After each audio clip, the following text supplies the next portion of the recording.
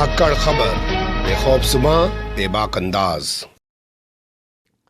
धाकड़ खबर के news room से मैं आपके साथ हूं अकरम रईस खान। उत्तर प्रदेश में जंगल राज चल रहा है, बल्कि कुछ लोग कह रहे हैं महाजंगल राज चल रहा है और इसे जानने समझने के लिए किसी रॉकेट साइंस की जरूरत नहीं है। यह अलग बात है कि खुद को मेन स्ट्रीम मीडिया कहने वाला भोंपू मीडिया और उसके दलाल चाटुकार दंगाई पत्रकार उत्तर प्रदेश की कानून व्यवस्था को जंगल राज बताने को तैयार नहीं है। आप समझ सकते हैं कि आदित्यनाथ योगी सत्ता में है, अखिलेश यादव सत्ता में नहीं है, मायावती सत्ता में नहीं है। अगर आप थोड़ा और बड़ा करके समझने की कोशिश करेंगे तो चले जाएंगे बिहार, वहां भी जंगल राज चल रहा है। लेकिन आज वहां नीतीश कुमार भाजपा के साथ सत्ता में बैठे हैं। लेकिन जब यही नीतीश कुमार लालू प्रसाद यादव के साथ सत्ता में बैठे थे या लालू प्रसाद यादव खुद सत्ता में बैठे थे तो यही मीडिया वहां जंगल राज की बात करता था, महा जंगल राज की बात करता था। छोड़िए जंगल राज की कहानी को।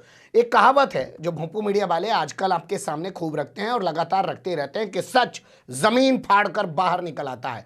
तो ऐसा ही एक सच जमीन फाड़ के उत्तर प्रदेश में बाहर निकल आया, जिसने बता दिया है कि उत्तर प्रदेश की कानून व्यवस्था पूरी तरह चौपट हो चुकी है। आज 28 नवंबर है। आज पूरे उत्तर प्रदेश के अंदर UP TET, Uttar Pradesh teacher eligibility test का एग्जाम होना था। 20 लाख अभ्यर्थी अपने घरों से निकले हुए थे, अलग अलग जिले में बने हुए सेंटरों पर पहुंचे हुए थे। लेकिन उससे पहले ही खबर आई कि सोशल मीडिया पर पेपर लीक हो गया। जी हां, सोशल मीडिया पर पेपर लीक हो गया और उसके बाद खबर आई कि एग्जाम को रद्द कर दिया। इसके बाद जितने भी तमाम अभ्यर्थी थे उनमें जबरदस्त गुस्सा फैल गया। बहुत सारे लोगों ने जगह जगह रुककर धरना प्रदर्शन किया। इस मामले को लेकर बाकायदा प्रेस कॉन्फ्रेंस भी सरकार की तरफ से की गई। लेकिन सरकार की तरफ से होने वाली इस प्रेस कॉन्फ्रेंस सरकार का कोई मंत्री सामने नहीं आया, सरकार का कोई प्रवक्ता सामने नहीं आया। सामने आए तो एडीजे एलओ प्रशांत कुमार, जो हमेशा गोरखपुर में तो खुद गिर के मर गया, उसे किसी ने नहीं मारा, पुलिस वाले ने। अरे क्या बात कर रहे हो, उन्नाव में उस लड़की के साथ कुछ नहीं हुआ। वो विधायक जी पे गलत आरोप लगा रही है। विधायक जी तो बड़े माननीय हैं। अरे हाथरस की बात कर रहे हो, अरे उस लड़की के साथ कुछ हुआ ही नहीं है, उस लड़की के परिवार वालों ने उसको मार दिया है। आज भी इतने तमाम विवादित बयान देने के बाद यह अधिकारी सीट पर बना हुआ है। अगर कोई और सरकार होती तो सबसे पहले इस अधिकारी को हटाने का काम करती, लेकिन लगता है यह अधिकारी नहीं, नेता की तरह काम कर रहा है। तभी तो तमाम प्रेस कॉन्फ्रेंस करने के लिए या जहां भी सरकार बस फंसती है इसको बैठा दिया जाता है। पहले कुछ जानकारियां नोट कर लीजिए, उसके बाद फिर आपके सामने बयान रखेंगे एडीजे एलओ प्रशांत कुमार का। शिक्षा विभाग के डायरेक्टर हैं जिनका नाम हमारे पास है सवेंद्र विक्रम सिंह। अब सवेंद्र विक्रम सिंह है तो नाम से ही समझ जाइए ठाकुर साहब होंगे। तो इन्होंने बयान दिया है कि सोशल मीडिया पर प्रश्न पत्र लीक हो गया, इस वजह से एग्जाम को रद्द किया जा रहा है। आगे कब एग्जाम होगा अभी तारीखों का ऐलान नहीं किया गया है। लेकिन इस पूरे मामले को लेकर प्रमुख सचिव जो हैं शिक्षा विभाग के, वो भी सामने आए हैं। दीपक कुमार उनका नाम बताया जा रहा है। उन्होंने कहा पूरे मामले की एसटीएफ को जांच दे दी गई है। इलाहाबाद में पहली एफआईआर इलाहाबाद में दर्ज करा दी गई है। आप लोग जानते ही हैं इलाहाबाद के अंदर ही शिक्षा विभाग का मुख्यालय हुआ करता है। तो पहली एफआईआर इन्होंने यहीं पर दर्ज करा दी। बड़ा क्रांतिकारी काम कर दिया।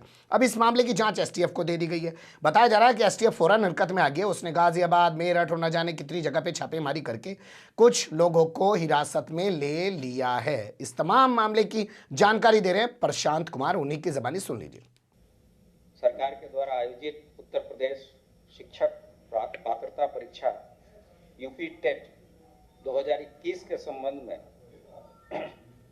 परीक्षाएं 2 पालियों में 10 से 12:30 तथा 2:30 से 5 बजे तक की 2 पालियों में आयोजित होनी थी, जिसमें सभी 75 जनपदों में के कुल 2736 परीक्षा केंद्रों पर यह परीक्षा की जानी थी, जिसमें 19,99,418 अभ्यर्थी या परीक्षार्थी शामिल होने थे।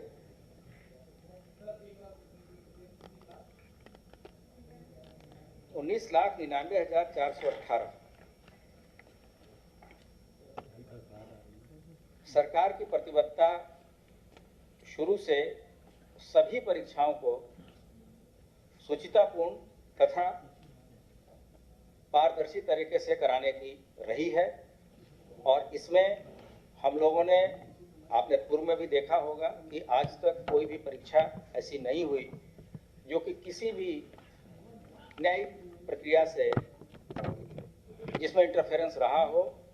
और हम लोग इसमें हमारी जो स्पेशल यूनिट्स हैं, विशेषकर एसटीएफ, कामयाब रही है। और हम लोग ने पूरी तरीके से सभी परीक्षाओं को नकल विहीन कराने में सफलता प्राप्त की है। इतनी बड़ी परीक्षा आयोजित हो रही थी, इसके लिए संबंधित विभाग के प्रमुख सचिव के द्वारा डीजीपी स्तर पर मीटिंग की गई तथा अन्य प्रशासनिक व्यवस्थाओं के अतिरिक्त ये जो नकल माफिया है या सॉल्वर गैंग है, इन पे कड़ी नजर रखने के लिए हम लोगों ने एक पूरा जाल बिछाया, जिसमें मैनुअल इंटेलिजेंस तथा टेक्निकल इंटेलिजेंस की सहायता ली गई। और बीती रात हम लोगों ने कुल अभी तक 23 व्यक्तियों को गिरफ्तार किया है विभिन्न उत्तर प्रदेश के विभिन्न शहरों से, जिसमें लखनऊ से 4 लोग पकड़े गए हैं।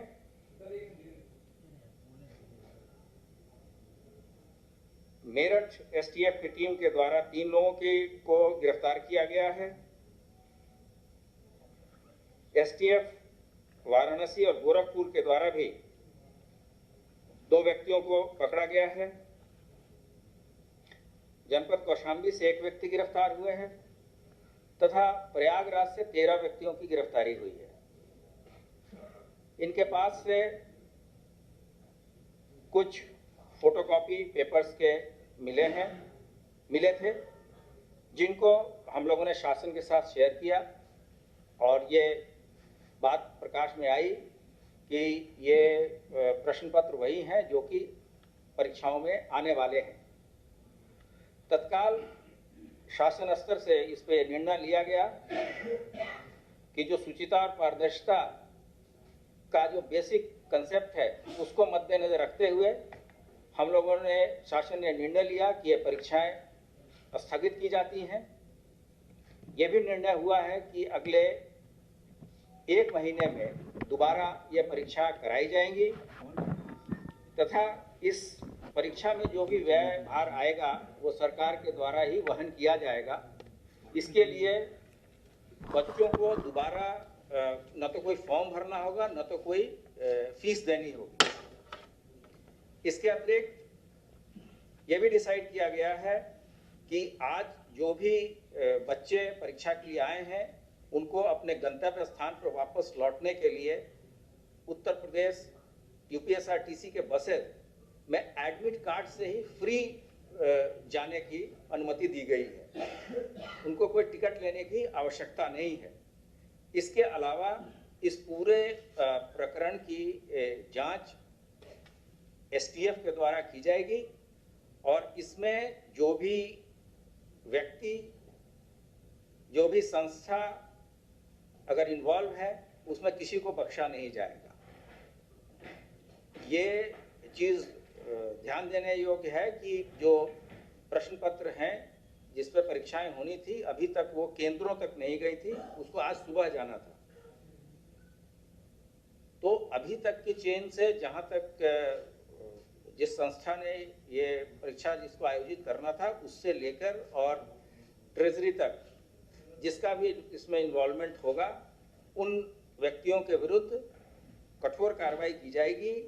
और जो चीज़ें बरामद की गई हैं उसमें कुछ मोबाइल फ़ोन हैं और पेपर के फोटोकॉपी हैं और इसमें उत्तर प्रदेश के अलावा बिहार के भी कुछ व्यक्ति पकड़े गए हैं।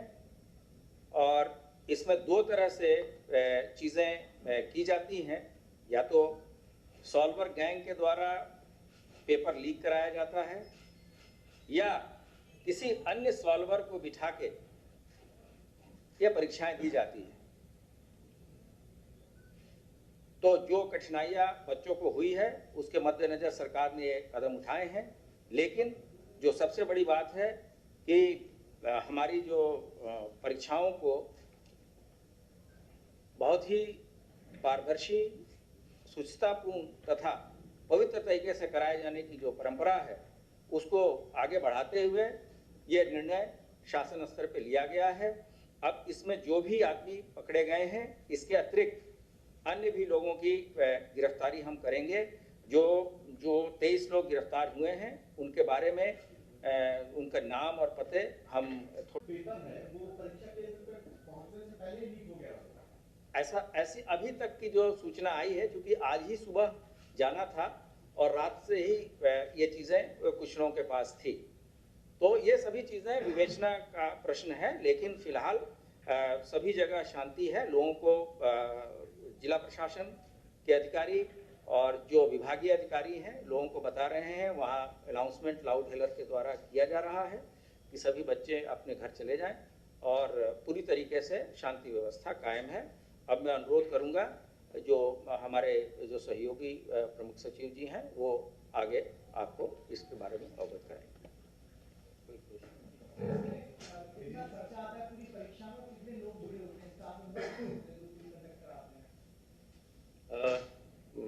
इसमें परीक्षा नियामक प्राधिकारी हैं जो प्रयागराज में बेस्ड है, वो और उनका स्टाफ होता है। कोशिश की जाती है कि कम से कम लोग इसमें जुड़े और एजेंसी की भी सिक्रेसी रखी जाती है, कौन सी एजेंसी है।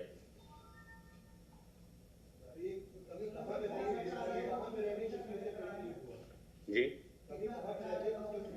अब ये तो जैसा देखिए, ये सभी चीजें डिटेल विवेचना का की बिंदु है, जिसके बारे में अभी कुछ भी कहना उचित नहीं है।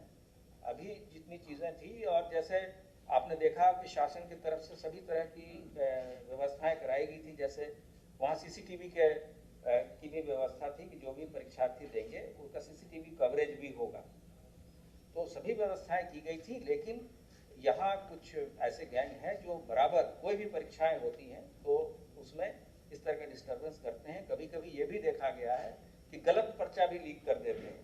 तो जैसे ये पर्चे लीक हुए थे उसको हम लोगों ने शासन के साथ शेयर किया, उन्होंने इस चीज़ों को तस्दीक कराया, तो पाया गया कि उसमें से प्रश्न कुछ ऐसे थे जो कि परीक्षा में आने वाले थे। तो इस बेसिस पे शासन ने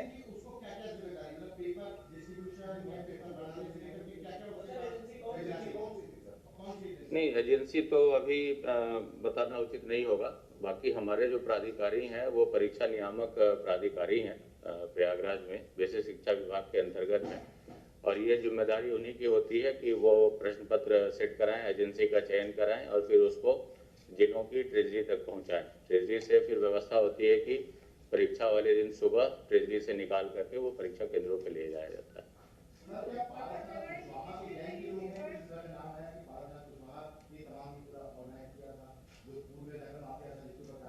इस पे मैंने आपको बताया कि इसमें कुछ दूसरे प्रदेश के भी लोग आए हैं, और इतनी जल्दी इतनी चीज़ों को बताना संभव नहीं है। फिलहाल जो प्रारंभिक सूचनाएं थी बता दी गई हैं, लेकिन ये मैं आपको आश्वस्त करना चाहूँगा कि इसमें कोई भी व्यक्ति, अगर ऑर्गेनाइजेशन इन्वॉल्व है, मैंने आपको बताया, या कोई व्यक्ति इन्वॉल्व है, सभी पे कठोरतम कार्रवाई की जाएगी।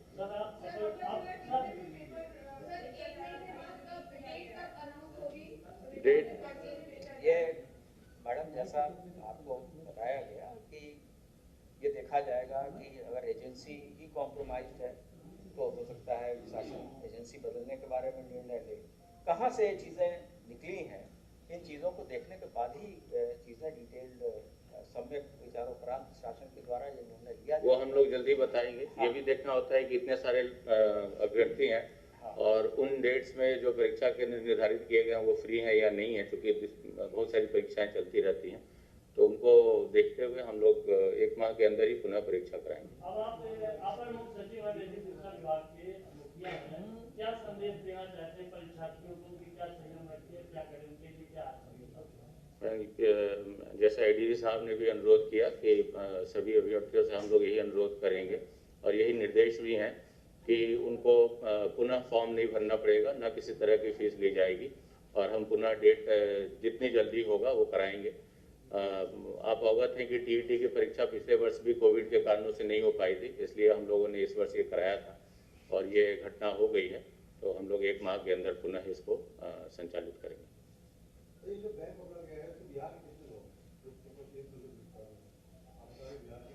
हम सभी का नाम पता आपके साथ कुछ घंटों के बाद से शेयर करेंगे, इंफॉर्मेशन डिपार्टमेंट के थ्रू हम आपको देंगे। लेकिन ये जो सबसे महत्वपूर्ण चीज है कि शासन के द्वारा इस पर तत्काल निर्णय लेते हुए कि परीक्षा की पवित्रता और शुचिता में आंच न आए, और जिस तरह से अभी तक की सभी परीक्षाएं हुई हैं उसी तरह हम आगे की कार्रवाई करेंगे और नकल माफिया जैसे अन्य माफियाओं की कमर तोड़ी गई है, नकल माफियाओं की भी कमर तोड़ी जाएगी। धन्यवाद। ठीक।